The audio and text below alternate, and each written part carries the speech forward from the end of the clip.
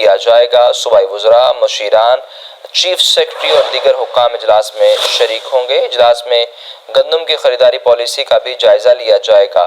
آپ کو اہم اجلاس بارے اپڈیٹ کر رہے ہیں کہ اجلاس میں گندم کی نئی امدادی قیمت کا جائزہ لیا جائے گا۔ وزیر اعلیٰ مریم نواز کی زیر گندم کی نئی امدادی قیمت کا السلام علیکم دوستو، آپ دیکھ رہے ہیں ہمارا یوٹیوب چینل 4K پوائنٹ۔ امید کرتا ہوں بھائی سب خیریت سے ہوں گے۔ جو دو چینل پر نئے ہیں وہ چینل کو لازمی سبسکرائب کر لیں، ویڈیو لگے تو لائک کر دیں۔ پنجاب حکومت کا 15 اپریل سے 2 کروڑ بوری گندم کی 3900 روپے فی من خریدنے کا فیصلہ۔ گندم کی خریداری کا ٹارگٹ 1 ماہ میں مکمل کر لیا جائے گا۔ اس ضامن میں فیلڈز کے لیے کمرشل بینکوں کو پیشگی طلب کر لی گئی، یعنی کابینہ کے اجلاس میں گندم کی قیمت کم از کم پنجاب میں 3900 روپے فی من مقرر، کیونکہ حکومت کا یہ 5واں اجلاس تھا جس میں گندم کی خریداری گندم کی نئی قیمت مقرر کی گئی۔ چھوٹے کاشتکاروں کے مفاد اور تحفظ کے لیے ہر طرف سے یقینی بنانے کا عزم۔ وزیر اعلیٰ مریم نواز کا بیان۔